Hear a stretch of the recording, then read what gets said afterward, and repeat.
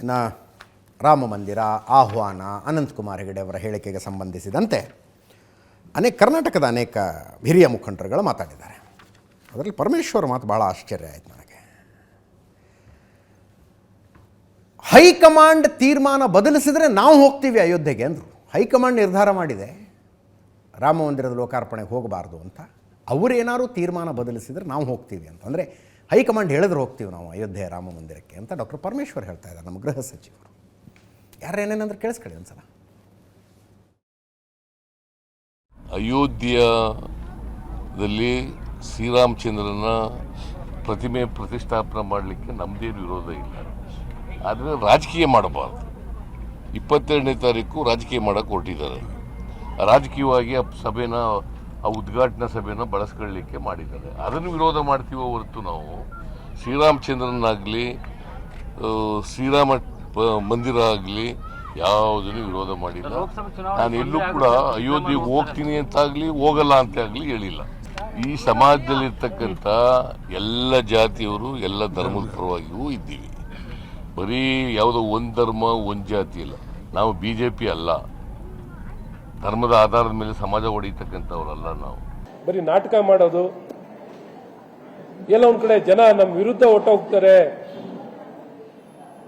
ಎಲ್ಲೋ ನಮಗೆ ಮತ ಸಿಗಲ್ಲ ಅನ್ನುವಂಥ ಒಂದು ಭಯದಲ್ಲಿ ಮಾತ್ರ ಇಂಥ ಹೇಳಿಕೆಯನ್ನ ಕೊಟ್ಟಿದ್ದಾರೆ. ಸಂತೋಷ್ ಅವರು ಜನವರಿ 27ನೇ ತಾರೀಕು ಆದಮೇಲೆ ಅಯೋಧ್ಯೆಯ ಶ್ರೀರಾಮ ಮಂದಿರದ ಒಂದು ಭೇಟಿ ಕೊಟ್ಟು ಶ್ರೀರಾಮನ ದರ್ಶನವನ್ನು ಮಾಡ್ಕೊಂಡು ಬರ್ತೀನಿ ಅಂತ ಹೇಳ್ತಿದ್ದಾರೆ. ಒಳ್ಳೆಯದು. ಆದರೆ ನೀವು ಭಕ್ತಿಯಿಂದ ಹೋಗಿ ಅಂತ ಕೇಳ್ತೀನಿ. ಇವತ್ತು ನಿಮ್ಮ ಪಕ್ಷದ ಸಚಿವರು ಹೇಳ್ತಾರೆ ಶ್ರೀರಾಮ ಒಬ್ಬನೇ ದೇವರಾ ಅಂತ ಹೇಳೋರಿದ್ದಾರೆ. ಇದು ಯಾವ ರೀತಿ ನಿಮ್ಮ ಊಟಾಟಿಕೆಗಳು ನಾಟಕಗಳು ಗೊತ್ತಾಗಲ್ಲ. ಹೈಕಮಾಂಡ್ನವರಿಗಾಗಲೇ ಸ್ಪಷ್ಟಪಡಿಸಿದ್ದಾರೆ, ನಾವು ಆ ಕಾರ್ಯಕ್ರಮಕ್ಕೆ ಹೋಗೋದಿಲ್ಲ ಅಂತ ಹೇಳಿ ಸ್ಪಷ್ಟಪಡಿಸಿದ್ದಾರೆ. ಒಂದು ವೇಳೆ ಅವರು ಆನಂತರ ಏನಾದರೂ ಹೋಗಬೇಕು ಅಥವಾ ಹೋಗ್ತೀವಿ ಅನ್ನೋದೇನಾದರೂ ತೀರ್ಮಾನ ಮಾಡಿದರೆ ಹೋಗ್ತೀವಿ. ಇದೆಲ್ಲವೂ ನಮ್ಮ ಹೈಕಮಾಂಡಿನ ನಿರ್ಧಾರಕ್ಕೆ ಬಿಟ್ಟಿರ್ತಕ್ಕಂಥದ್ದು. ಹೈಕಮಾಂಡ್ನವ್ರು ಏನು ತೀರ್ಮಾನ ಕೊಡ್ತಾರೆ ಅದರ ಪ್ರಕಾರ ನಡ್ಕೊಳ್ತೀವಿ. ರಾಮ ಮಂದಿರ ನಿರ್ಮಾಣದ ವಿಚಾರವನ್ನ ತೆಗೆದುಕೊಂಡು ಇಡೀ ದೇಶಾದ್ಯಂತ ಒಂದು ಜನಾಭಿಪ್ರಾಯವನ್ನು ರೂಪಿಸಲಿಕ್ಕೆ ರಥಯಾತ್ರೆಯನ್ನು ಕೈಗೊಂಡವರು ಲಾಲ್ ಕೃಷ್ಣ ಅಡ್ವಾಣಿ ಅವರು. ಕೋರ್ಟಿನಲ್ಲಿ ಅದರ ಪರವಾಗಿ ಹೋರಾಟವನ್ನು ಮಾಡಿದಂಥವರು ಖ್ಯಾತ ವಕೀಲರಾಗಿರುವಂತಹ ರವಿಶಂಕರ್ ಪ್ರಸಾದ್ ಅವರು. ಕೋರ್ಟ್ ಇಂಥದ್ದೊಂದು ತೀರ್ಪು ಕೊಡೋದಕ್ಕೆ ಪೂರಕವಾಗಿ ದೇಶಾದ್ಯಂತ ಒಂದು ಭದ್ರತೆಯ ವಾತಾವರಣವನ್ನು ಸೃಷ್ಟಿ ಮಾಡಿ ಅದಕ್ಕೆ ಬೇಕಾದಂತ ಸಾಕ್ಷ್ಯಾಧಾರವನ್ನ ಕೊಡೋದಕ್ಕೆ ಅನುಕೂಲವನ್ನ ಮಾಡಿಕೊಟ್ಟಂತವರು ನಮ್ಮ ಹೆಮ್ಮೆಯ ಪ್ರಧಾನಿ ನರೇಂದ್ರ ಮೋದಿಜಿಯವರು. ಕಾಂಗ್ರೆಸ್ಗೆ ಸಹಜವಾಗಿ ಈ ರಾಮ ಜನ್ಮಭೂಮಿ ನಿರ್ಮಾಣದಲ್ಲಿ ತಂದೇನೂ ಪಾತ್ರ ಇಲ್ಲ. ಸಿದ್ದರಾಮಯ್ಯ ಸಾಹೇಬರು ಅವರ ಪಕ್ಷದ ಪರವಾಗಿ ಅವ್ರು ಹೋಗಿ ಬಂದ್ರೆ, ಅವ್ರ ಬೆಂಬಲಿಗರು ಹೋಗಿ ಬಂದ್ರೆ ಖಂಡಿತ ನಾವು ಅದನ್ನು ಸ್ವಾಗತಿಸ್ತೇವೆ. ಇದು ಒಂದು ಚುನಾವಣೆ ಗಿಮ್ಮಿಕ್ಕಿಗೆ ಏನು ಅಧಿಕಾರ ಬರಬೇಕು. ಲಾಸ್ಟ್ ಟೈಮ್ ಪುಲ್ವಾಮಾ ತಂದ್ರು, ಈ ಟೈಮ್ ಮತ್ತೆ ರಾಮ ಮಂದಿರ ತಂದ್ರು, ಹಿಂದುತ್ವ ತರ್ತಾರೆ. ಇದು ಬಿಟ್ಟರೆ ಬೇರೆ ಏನಿದೆಯಾ? ಕಳೆದ 10 ವರ್ಷದಿಂದ ಈ ದೇಶದಲ್ಲಿ ಏನು ನಡೀತಾ ಇದೆ ಅಂತ ಕಾಂಗ್ರೆಸ್ ಗೊಂದಲದಿಂದ ಹೊರಗೆ ಬರಬೇಕು. ಅವರ ಗೊಂದಲವೇ ಸ್ಪಷ್ಟತೆ ಇಲ್ಲದೆ ಇರುವಂಥ ಮತ್ತು ಯಾವುದು ಹಿತ ಅಂತ ಆಲೋಚನೆ ಮಾಡದೇ ಇರುವಂಥ ಮನಸ್ಥಿತಿಯೇ 1947ರಲ್ಲಿ ಭಾರತ ವಿಭಜನೆಗೆ ಕಾರಣ ಆಯಿತು. ಇವತ್ತಿನ ಕಾಂಗ್ರೆಸ್ಸು ಅವರಿಗೆ 2 ಆಯ್ಕೆ ಇದೆ, ರಾಮ ಬೇಕೋ ಬಾಬರ್ ಬೇಕೋ.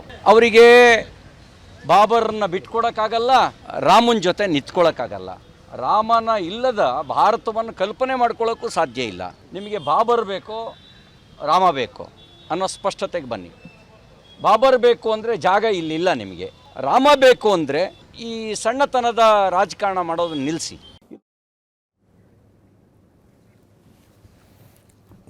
ಇಂದಿರಾ ಗಾಂಧಿ ಏನೋ ಬಾಬರ್ ಸಮಾಧಿಗೆ ಹೋಗಿ ನಮಸ್ಕಾರ ಮಾಡಿದ್ರಂತ ಅಫ್ಘಾನಿಸ್ತಾನಕ್ಕೆ ಹೋದಾಗ.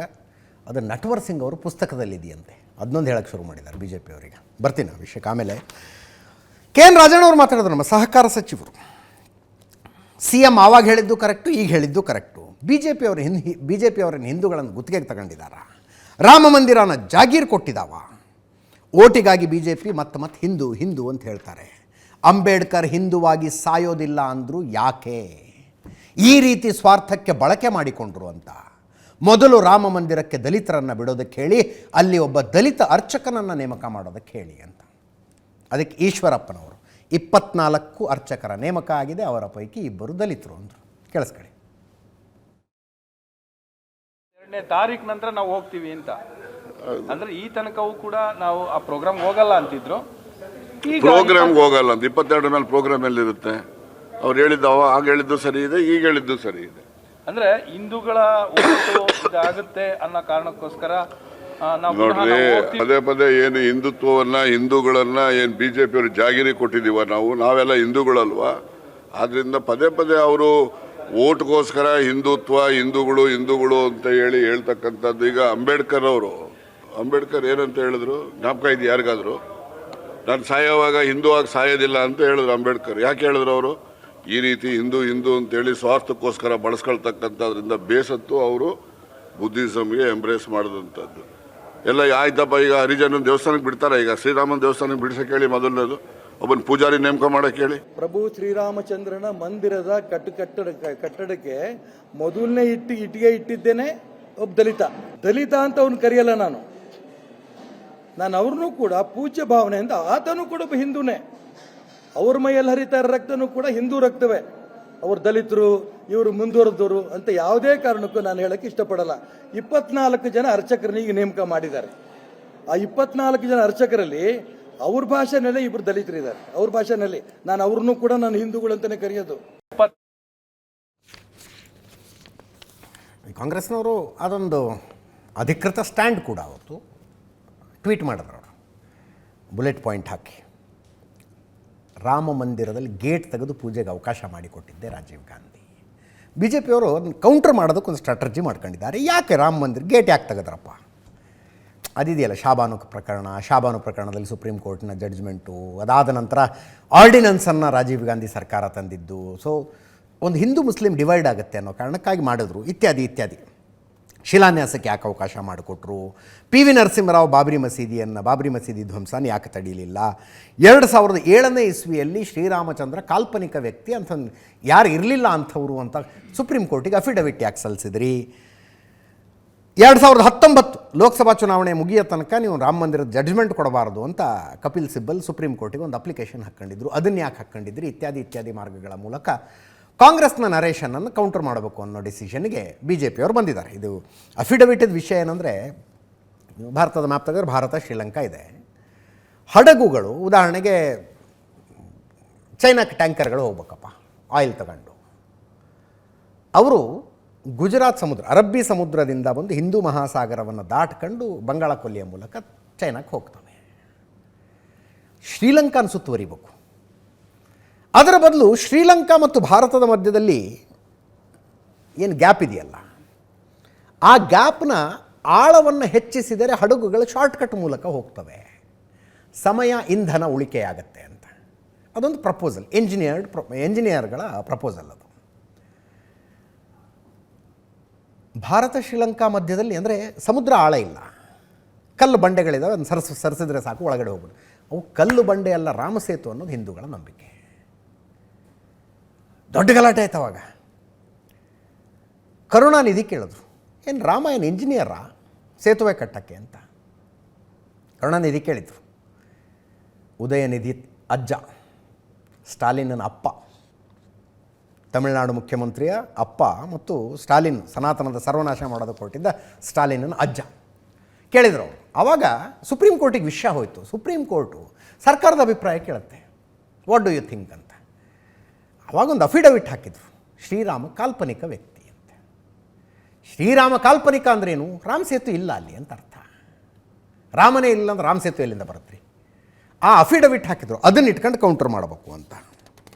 ಈ ಮಧ್ಯದಲ್ಲಿ 2003ರಲ್ಲಿ ನಟವರ್ ಸಿಂಗ್ ಬರೆದಂಥ ಪುಸ್ತಕದಲ್ಲಿ ಇಂದಿರಾ ಗಾಂಧಿ ಅಫ್ಘಾನಿಸ್ತಾನಕ್ಕೆ ಹೋದಾಗ ಬಾಬರ್ ಸಮಾಧಿಗೆ ಭೇಟಿ ಕೊಟ್ಟು ಗೌರವ ಸಲ್ಲಿಸಿದ್ರು ಅಂತೇನೋ ಬರೆದಿದ್ರಂತೆ. ನಾನು ಓದಿಲ್ಲ ಆ ಪುಸ್ತಕವನ್ನು, ನೆನ್ಪಿಟ್ಕೊಳ್ಳಿ ಅಂತ ಬರೆದಿದ್ರಂತೆ. ಅಂದರೆ ರಾಮ ಮಂದಿರವನ್ನು ಧ್ವಂಸ ಮಾಡಿ ಅದರ ಮೇಲೆ ಮಸೀದಿ ಕಟ್ಟುವ ಆದೇಶವನ್ನು ಕೊಟ್ಟಂಥ ಬಾಬರ್ನ ಸಮಾಧಿಗೆ ಹೋಗಿ ನೀವು ಗೌರವ ಕೊಟ್ಟಿದ್ದೀರಿ, ರಾಮ ಮಂದಿರದ ಲೋಕಾರ್ಪಣೆಗೆ ಬರೋದಕ್ಕೂ ಇಲ್ಲ, ಅದು ಪೊಲಿಟಿಕ್ಸು ಅಂತೀರಿ ಅನ್ನೋದೊಂದು ಕೌಂಟರ್ ರೆಡಿ ಮಾಡ್ಕೊಂಡಿದ್ದಾರೆ. ಇನ್ನು ಮದರ್ ತೆರೇಸಾಗೆ ಸಂತ ಪದವಿ ಕೊಡುವ ಸಂದರ್ಭದಲ್ಲಿ ವ್ಯಾಟಿಕನ್ನಲ್ಲಿ ಪೋಪು ಸೋನಿಯಾ ಗಾಂಧಿಗೆ ಆಹ್ವಾನ ಕೊಟ್ಟರಂತೆ. ಸೋನಿಯಾ ಗಾಂಧಿ ಅವರಿಗೆ ಅದೊಂದು ಪ್ರಾಸೆಸ್ ಇದೆ, ದೊಡ್ಡ ಪ್ರಾಸೆಸ್ ಅದು, ಇನ್ಯಾವತ್ತರ ಹೇಳೋಣಂತೆ. ಸಂತ ಪದವಿ, ಸಂತ ಹೌದು ಅಲ್ಲವೋ, ಸಂತ ಅಂದರೆ ಮಿರಾಕಲ್ಗಳು ಪ್ರೂವ್ ಆಗಿರಬೇಕು. ಕ್ರಿಶ್ಚಿಯನ್ ಸಮುದಾಯದ ನಿಯಮ ಇದೆ, ಮಿರಾಕಲ್ಗಳನ್ನು ಪ್ರೂವ್ ಆದರೆ ಸಂತ ಪದವಿ ಕೊಡ್ತಾರೆ, ಸೇಂಟ್ ಅಂತ ಕರೆಯೋದು. ಸೇಂಟ್ ಮದರ್ ತೆರೇಸಾ ಅಂತ ಕರೀತಾರೆ. ಆ ಸಂತ ಪದವಿಯನ್ನು ಕೊಡುವ ಸಂದರ್ಭದಲ್ಲಿ ಒಂದು ಕಾರ್ಯಕ್ರಮ ಆಗುತ್ತೆ. ಆ ಕಾರ್ಯಕ್ರಮಕ್ಕೆ ಪೋಪ್, ಕ್ರಿಶ್ಚಿಯನ್ರ ಸರ್ವೋಚ್ಚ ಧರ್ಮಗುರು ಪೋಪ್ ಸೋನಿಯಾ ಗಾಂಧಿಯವರಿಗೆ ಆಹ್ವಾನ ಕಳಿಸಿದ್ರಂತೆ. ಸೋನಿಯಾ ಗಾಂಧಿಯವರು ಅನಾರೋಗ್ಯದ ಕಾರಣಕ್ಕಾಗಿ ಬರುವುದಕ್ಕಾಗೋದಿಲ್ಲ, ನಮ್ಮ ಪಕ್ಷದಿಂದ ನನ್ನ ಪರವಾಗಿ 2 ಪ್ರತಿನಿಧಿಗಳನ್ನು ಕಳಿಸ್ತೀನಿ ಅಂತ ಪತ್ರ ಬರೆದಿದ್ರಂತೆ. ಅದನ್ನು ಎತ್ತುತ್ತಾ ಇದ್ದಾರೆ ಬಿ ಜೆ ಪಿಯವರು. ಮದರ್ ತೆರೇಸಾಗೆ ಸಂತ ಪದವಿ ಕೊಡುವ ಕಾರ್ಯಕ್ರಮಕ್ಕೆ ಹೋಗೋದಕ್ಕಾಗದೇ ಇದ್ದಾಗ ಪತ್ರ ಬರೆದು ಕ್ಷಮಾಪಣೆ ಕೋರಿ 2 ಪ್ರತಿನಿಧಿಗಳನ್ನು ಕಳಿಸಿದ್ರಿ. ಈಗ ಇಡೀ ಕಾರ್ಯಕ್ರಮದಿಂದ ದೂರ ಉಳಿಯುವ ನಿರ್ಧಾರಕ್ಕೆ ಬಂದಿದ್ದೀರಿ ಅನ್ನುವ ಕೌಂಟರ್ನ ಕೊಡೋದಕ್ಕೆ ನಿರ್ಧರಿಸಿದ್ದಾರೆ.